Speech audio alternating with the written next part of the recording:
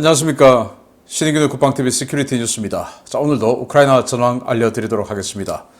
이 러시아 본토죠. 벨고로드 지역에 들어가서 완전히 며칠간 한바탕 휘저은 자유 러시아 군단 그리고 러시아 의용군단 이런 병력들이 쑥 빠져나오면서 자, 우리 2차 타겟은 크림반도다 라고 하는 선전 영상을 공개하고 있습니다. 자, 그러면서 크림반도에 그동안 있었던 러시아인들은 다 빠져나가라.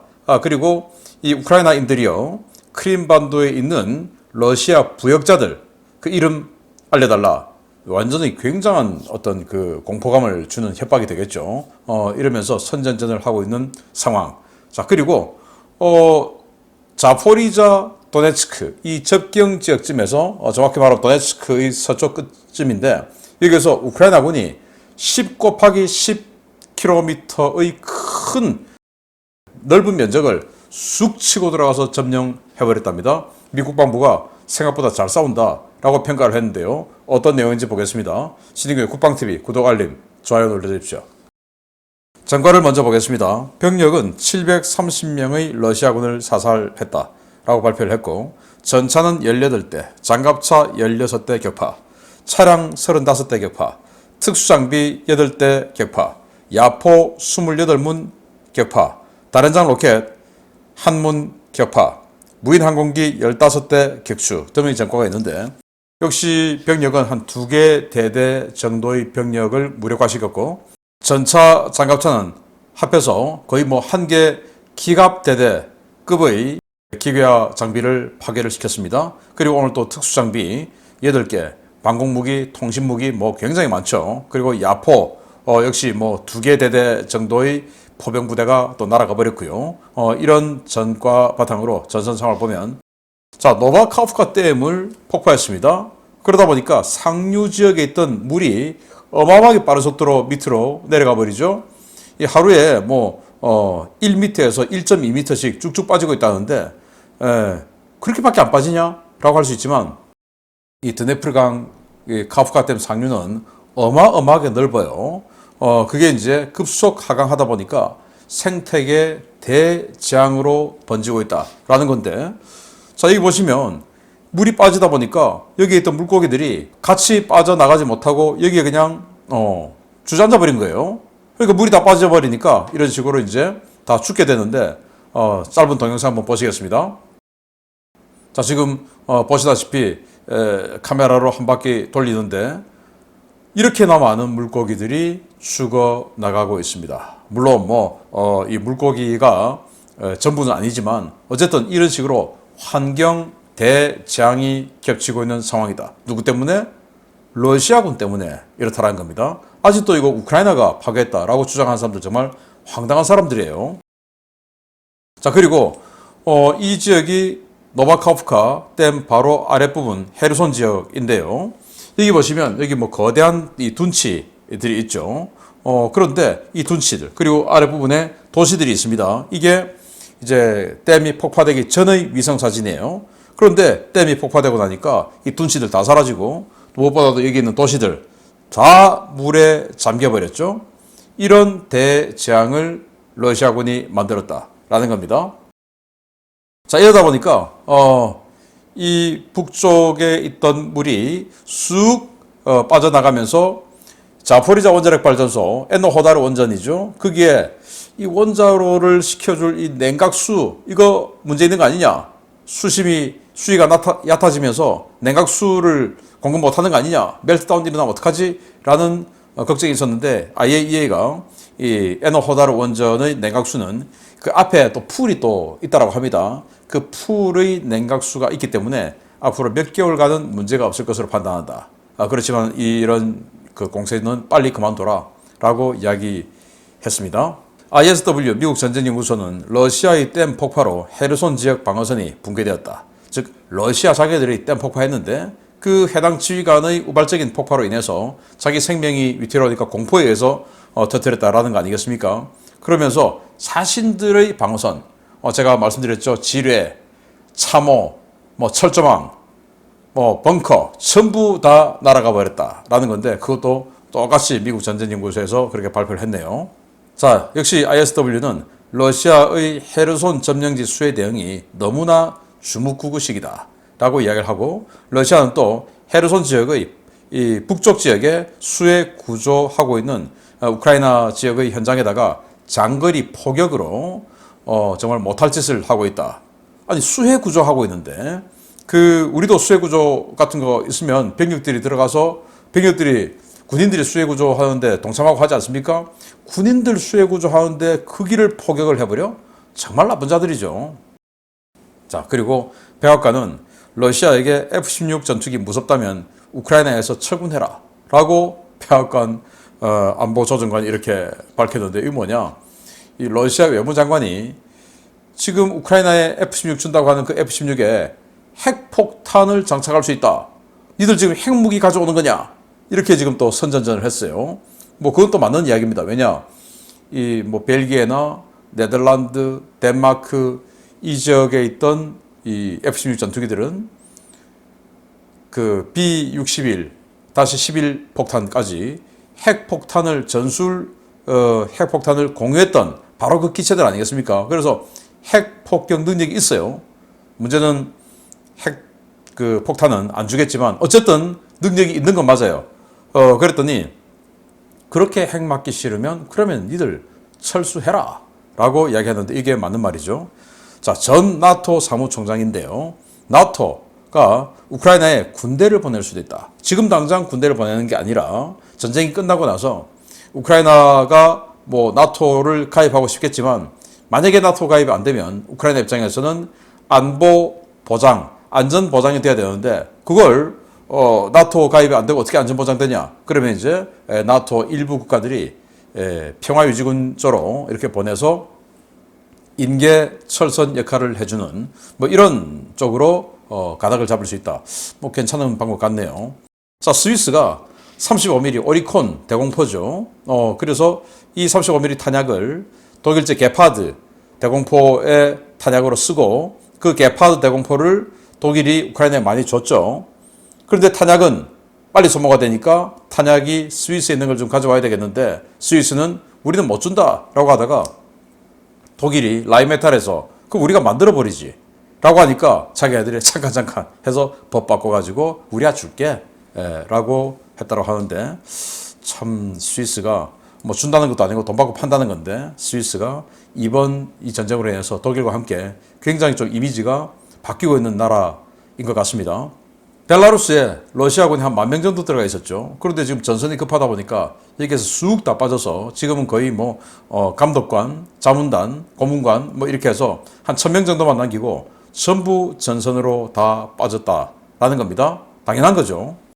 자, 그리고 러시아가 클리치슈카에 추가 병력을 투입했는데, 이게 이제 우크라이나 3여단과 교전을 하고 있다라는 건데요. 자, 클리치슈카가 어디냐? 바로 이쪽입니다. 바흐무트의 남쪽이죠. 여기에 지금 우크라이나군이 이렇게 쑥 치고 들어왔어요. 그리고 그 클리치슈카의 북쪽에서도 또 치고 들어와서 양면에서 클리치슈카를 공격하고 있습니다. 그래서 클리치슈카를 함락당해버리면 이 바흐무트로 들어가는 철도가 끊어져 버리죠. 그리고 이제 이 바흐무트 남쪽의 돌출부가 완전히 그냥 평탄화돼 버립니다. 돌출이 없는 거죠. 그래서 여기다가 러시아군이 더 증원병력을 밀어넣고 있고, 자, 북쪽 바흐무트 북쪽을 보시면 여기 뭐 완전히 그냥 쑥 들어와서 크라스나호라까지 쑥 치고 들어갔어요. 야히든에는 함락을 했고 우크라이나군이 쑥 치고 들어가서 거의 뭐 솔레다르 초입까지 지금 들어가고 있는데, 자, 이렇게 되면 바흐무트의 북쪽과 남쪽 동시에 다 잘라가면서 양익을 포위를 하게 되겠죠. 이 포위를 하는 것까지는 러시아가 지켜보겠는데, 이 포위망이 좁혀지는 어떤 순간이 올 겁니다. 그러면 이제 공포에 빠지게 되겠죠. 그러면 이제 쑥 도망가는, 후퇴하는 이런 상황이 벌어져서 우크라이나는 양익을 에워싸서 바흐무트의 시가전을 벌이지 않고 한 방에 바흐무트를 회복하는 이런 작전을 취할 거다라는 걸 뭐 진작에 제가 예상을 했는데, 그런 식으로 지금 기동을 하고 있는 것 같습니다. 그 당연한 거예요. 시가전을 왜 합니까? 시가전 하면 어떻게 됩니까? 어마어마한 사상자를 내게 되죠. 러시아가 여기에서 10개월 동안 10만 명의 사상자를 냈는데, 그걸 바보처럼 우크라이나가 또 똑같이 할 이유는 없죠. 이렇게 당연히 양쪽으로 에워싸서 보급을 끊어버리면 끊어지기 직전에 도망가 버리겠죠. 당연히 도망갈 겁니다. 자, 이런 바흐무트 상황 봤고요. 러시아가 IRIS-T의 TRML-4D 레이더가 있는데 이 IRIS-T는 독일이 우크라이나에 전달해준 지대공 미사일 시스템이죠.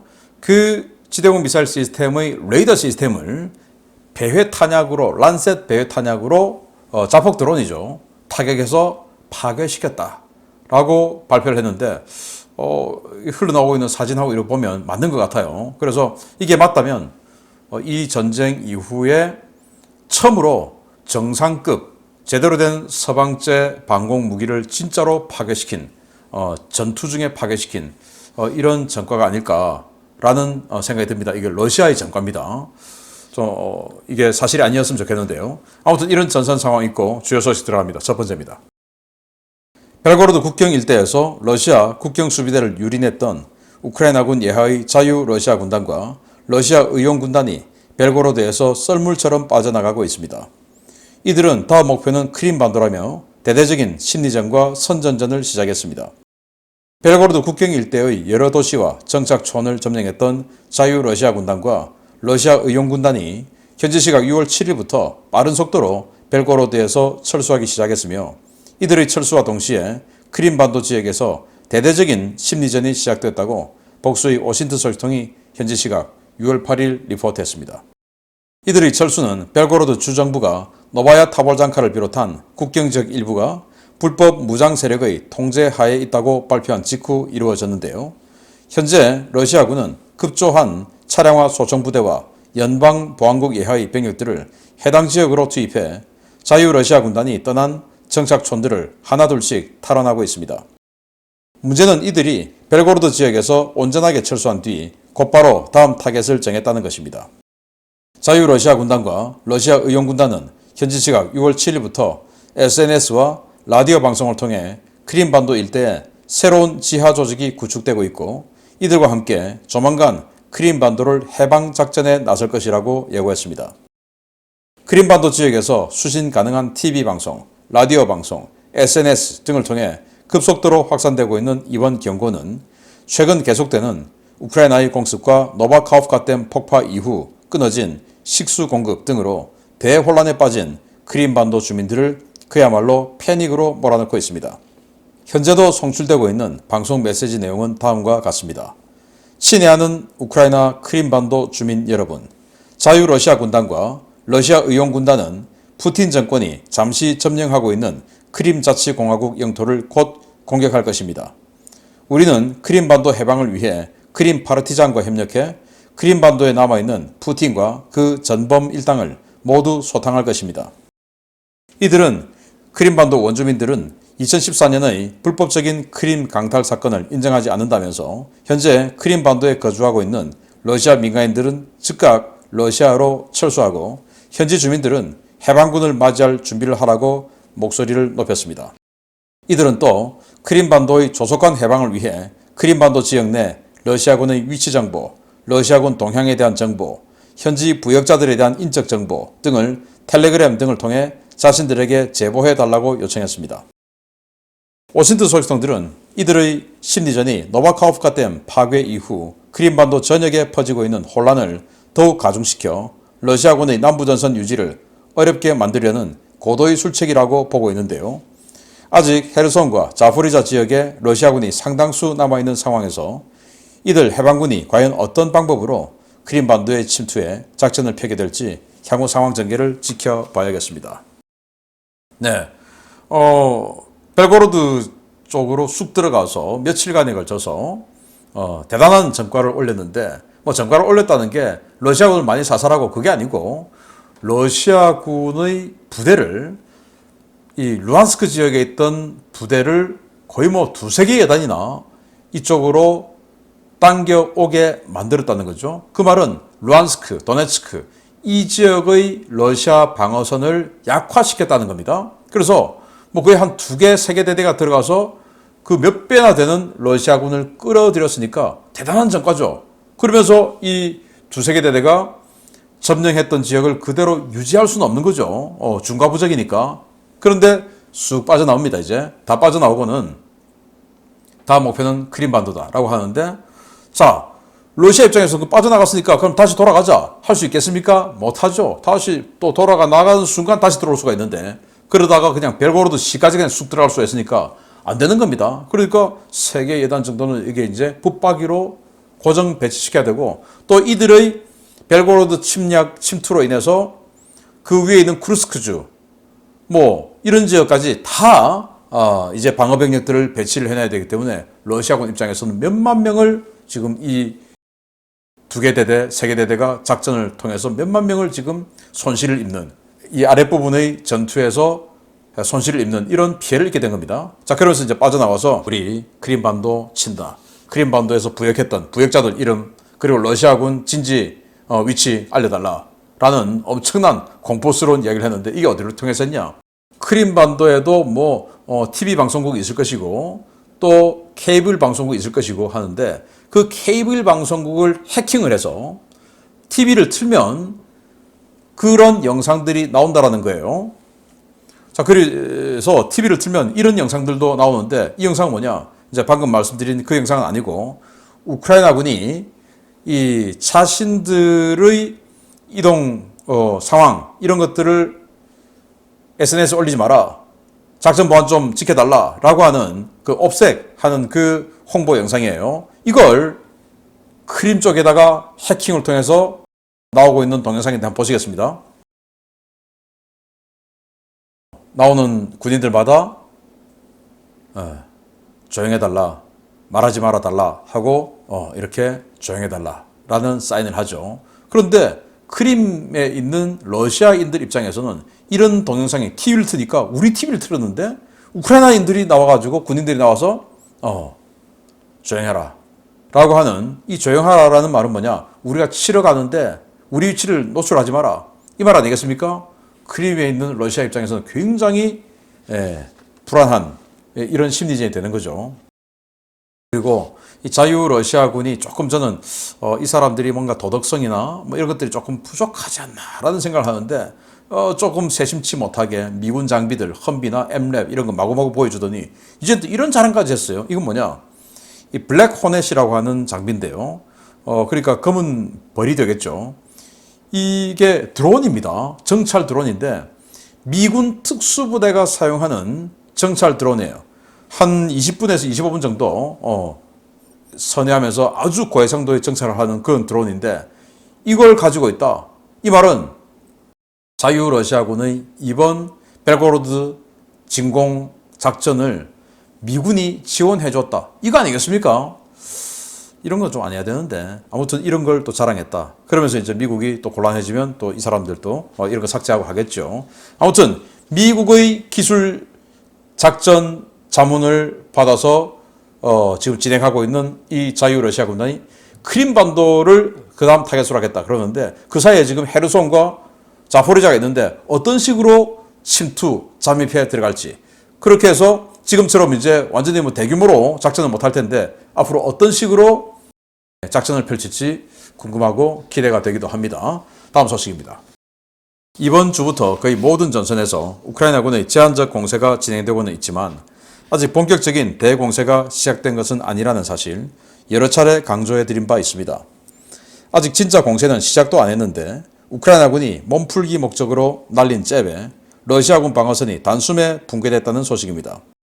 우크라이나군이 현지 시각 6월 5일부터 6월 7일 사이에 도네츠크 서부 지역에서 제한적인 국지 반격 작전을 수행했으며 한두 개 대대급의 병력이 투입된 이 작전으로 사흘 만에 10km 이상 진격했다고 현지 러시아 워싱턴 소식통들이 6월 8일 리포트했습니다. 작전은 최근 러시아 국방부가 방어전에서 대승을 거뒀다고 주장하는 도네츠크주 서부 노보도네츠카 인근의 벨리카 노보실카 일대에서 진행됐는데요. 러시아 워싱턴 소식통들은 노보도네츠카 일대의 공격은 양동작전이었으며 이로 인해 노보도네츠카에서 서쪽으로 10km가량 떨어진 벨리카 노보실카 지역이 우크라이나군 수중에 떨어졌다고 보고했습니다. 작전은 우크라이나 제37 해병여단이 노보도네츠카 일대에서 국지적 공세를 통해 러시아군의 수비군을 유인하면서 시작되었습니다. AMX-10RC 경전차와 엠랩 장갑차들로 구성된 이들은 한 개 중대급 병력을 투입해 노보도네츠카 일대를 공격했습니다. 이를 대공세로 판단한 러시아군은 이곳 정면을 지키고 있던 제37 근위 차량화 소총 여단은 물론 전선 후방에서 기동 방어를 위한 예비대로 대기 중이던 제127 차량화 소총 사단과 제42 차량화 소총 사단 주력 부대를 노보도네츠크로 투입했습니다. 벨리카 노보실카 일대에 배치된 제60 차량화 소총 여단 병력 일부가 빠져나가자 러시아군은 제31 기계화 여단, 제23 기계화 여단, 제37 해병 여단의 병력들을 각각 투입해 벨리카 노보실카 일대를 공격했는데요. 우크라이나군은 사흘 동안 폭 10km, 중심 10km 이상의 돌파구를 형성하고 사흘 만에 우로자인 정착촌을 탈환했습니다. 우로자인 정착촌은 우크라이나군의 공격 개시선이었던 벨리카 노보실카에서 남쪽으로 약 11km 떨어진 곳인데요. 이번 돌파는 포병의 대규모 공격 준비 사격이나 공군의 근접 항공 지원이 없었음에도 대단히 빠른 속도로 이루어졌습니다. 이번 공세에 대해 워싱턴 포스트의 칼럼니스트 데이비드 이그나티우스 씨는 임명을 요구한 미 국방부 고위 관료로부터 해당 공세에 대한 내용을 접했다라며 우크라이나군의 공세가 생각보다 잘 풀리고 있으며 매우 고무적이라고 평가했습니다. 현재 해당 전선의 전황을 전하고 있는 러시아 워싱턴 소식통들은 그야말로 패닉 상태입니다.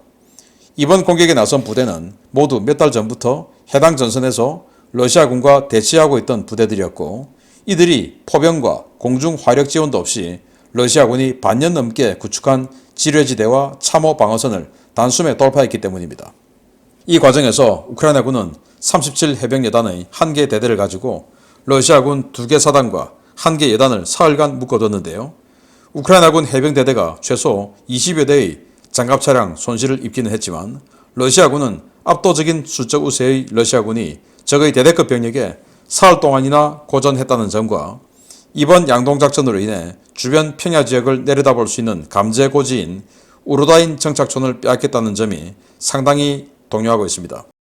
이와 관련해 올렉시 다닐로프 우크라이나 국가안전보장회의 서기는 아직 우리는 본격적인 반격을 시작하지도 않았고 우리가 반격을 시작하면 그 위력이 어느 정도 될지 모두가 보게 될 것이다 라고 예고하면서 특정 지역에서 우크라이나군의 작은 성공에 대해 러시아 관리들이 과민 반응을 하는 것 같다 라고 조롱했는데요. 과연 우크라이나군의 공세는 언제 시작될지 계속 지켜봐야겠습니다. 네, 우크라이나군이 대공세를 했다고? 안 했다라는 겁니다. 그냥 지금 잽 날리고 있는데 그 잽에 지금 러시아군이 화들짝 해서 혼자서 지금 어마어마하게 달려나가고 피해 나가고 하고 있다라는 겁니다. 자, 이 위치가 어디냐? 도네츠크 그리고 자포리자 이 접경 지역이죠. 이 접경 지역 이 끝부분 여기에서 쑥 치고 들어갔다라는 건데요. 여기는 이제 부훌레다르 얼마 전에 러시아군이 2개 해병 여단 말아먹은 그 부훌레다르의 남서쪽 지역이에요. 여기를 쑥 치고 들어갔다. 그런데 사흘 동안 들어갔는데 10km의 면적을 먹어버렸다. 이 말입니다. 그래서 원래 러시아군이 우리가 우크라이나군이 대공세를 격퇴했어. 3,700명 죽였어. 100대 넘는 장갑차 격파하고 레오파르트 전차 8대도 격파했어. 라고 했던 데가 바로 여기 완전 말도 안 되는 소리인데 노보도네츠크 지역인데 여기에 우크라이나 37 해병여단의 1개 대대 마이너스급 병력들이 여기에 들어와서 친 겁니다. 이걸 이제 화들짝 놀라서 대공세 하니까 이게 대공세인 줄 알고 여기에 있던 예비부대들 2개 사단 이상을 여기다가 후다닥 투입을 한 겁니다. 그러니까 당연히 다른 곳이 공백이 생기죠. 그걸 이제 여기 치고 들어가 버린 겁니다. 그것도 많은 부대가 아니고 3개 여단에서 각각 1개 대대 마이너스급씩 투입해서 그러니까 1개 여단쯤 되겠죠. 그 1개 여단 마이너스급의 부대가 치고 들어가서 이 지역에서 10km 가로 세로 10km의 박스를 이런 식으로 점령해버렸다. 탈환한 거죠. 그래서 미국 국방부가 평가하기에 잘 싸우고 있다 라고 평가했다는 겁니다. 자, 지금 동영상 간단하게 하나 보시겠는데요. 우크라이나의 소형 드론이 자폭 공격을 해서 러시아군, 이 지역에 있는 러시아군 주둔지, 그러니까 병영이죠. 그 병영을 때려버려서 러시아군이 혼비백산 피해를 입고 도망가는 영상 한번 보시겠습니다. 자, 지금 뭔가 프로펠러가 앞에 보이죠? 프로펠러가 앞에 두 개가 보인다는 것은 이 드론이 아주 작은 쿼드콥터, 그러니까 프로펠러가 한 4개 정도 이렇게 달려있는 그런 쿼드콥터형의 드론일 가능성이 높다라고 판단이 되고, 이 해당 동영상은 우크라이나군이 공개한 겁니다. 지금 저기 비닐하우스처럼 생긴 저게 이제 러시아군 주둔지에 쑥 들어가서 터졌습니다. 자, 그래서 이제 다른 지역에서 바라보고 있는 동영상인데요. 자, 연기가 나오고 있습니다. 이제 터졌다는 거죠. 연기가 나오니까 그 옆에 있는 하우스에서 러시아군이 뛰쳐나가고 있습니다. 그리고 이 해당 하우스에서도 또 러시아군이 우르르 뛰쳐서 도망 나오고 있습니다. 안에 내부에 몇 명이 다쳤는지 몇 명이 죽었는지는 알 수 없으나 어쨌든 이런 식으로 러시아군이 깜짝 놀라서 대량 도망가고 있는 영상 우크라이나군이 공개를 했는데요.